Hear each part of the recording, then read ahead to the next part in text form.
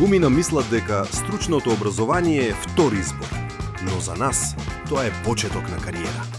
Ова е приказна за тоа како училиштето, компанијата и учениците заедно создаваат успех. Јас сум Боријан Бузалковски, учам во Државно стручно дуално образование Коле Неделковски, по смер електротехничар за компјутерска техника и наука. Име сум е Кристијан Димовски, втора година сум во стручно училиште Коле Неделковски УЗУС, имам 16 години. Јас сум Матеја Христова и учам во Државно стручно средно училиште Коле Неделковски, струка ЕКТА, електротехничар за автоматика и компјутерска техника. Јас сум Ангела Колодезнин, учам во Дуално стручно државно образование во Коле Неделковски, имам 17 години, сум втора година. Не знам зашто го избрав електро, може би ме влечеше од 9-то, 8-то, не знам, ама сигурен сум дека сакам да бидам електричар. Бидејќи уште како мал сакав да програмирам, да создадам нешто, програма која што сам ќе си ја создадам и затоа одбрав оваа струка, бидејќи тоа баш го учам. Ме привлекува како работат системите, ми привлекува технологијата и компјутерите, секогаш ме привлекувале од мала и сакам да научам нешто што ќе можам да го применам во иднината и во реалниот живот. Јас сепак сакав да одберам стручно образование, затоа што јас мислев дека ќе имам бар нешто, затоа што ја не бев сигурна дали ќе одам на факултет, уште не знам дали ќе одам на факултетот и не знаеме што може да биде. И затоа сакав да си имам веќе осигурано и се запишав во овој смер, искрено не сакам.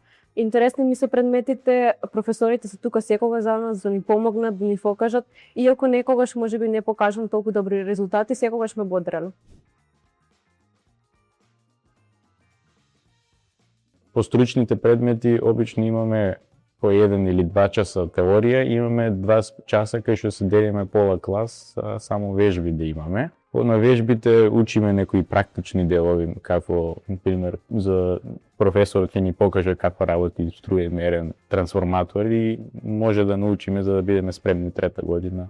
По стручните предмети имаме 2-3 часа неделно теорија и потоа за поголема ефикасност се делиме на вежби и таму професорот ни покажува визуелно како изгледа тоа што сме го научиле. Најинтересен предмет кој што го изучувам тука е програмирање, бидејќи како што кажав, тоа ми е уште од мал интерес. Во неделата 2 пати имаме пракса, тоест вежби. Тие се обично по стручните предмети, по електротехника и по електричка кола електроника вежбаме, поврзуваме на плоча, поврзуваме отпорници и комбинатори и друго. Тоа ми е дефинитивно најинтересниот дел од мојот училишен ден. Доле на првиот спрат имаме една просторија.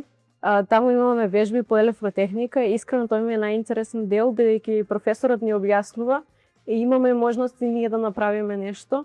Често учиме како има некој вистински проблем, учиме со бројки кои решаваме задача од реалниот свет, со например 230 волти и секогаш користиме реални проблеми. Следен чекор ми е на факултет да одам исто за електро, а после факултет би сакал да бидам PLC инженер или инженер за висока струја. Како следен чекор, сметам дека и треба да ми биде да го продолжам образованието на високо ниво, односно да одам на Финки или на електрофакултет во Скопје. Сега испадна дека јас повеќе сум посветена на струјата и на електротехниката и дефинитивно се изненадив многу кога видов дека ствари да решам струја ќе ме привлече многу повеќе него ли да седнам да напишам код.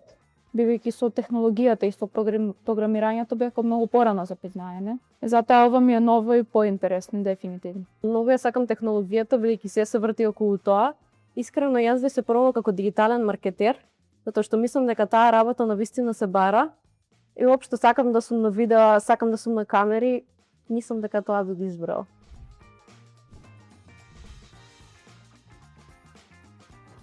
Јас сум Александар Ричовски, имам 19 години, завршив во Коле Неделковски во смерот машински техничар за моторни возила.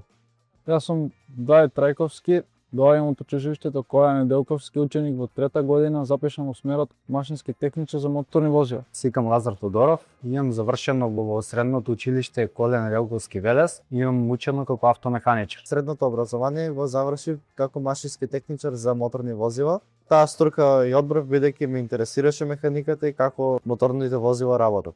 Учам во смерот машински техничар за моторни возила, затоа што во тој смер имаме многу повеќе изучување кон автомобилите и општо кон моторните возила. Па мислам дека од занајатот нема друго подобро, затоа и одбрава струка.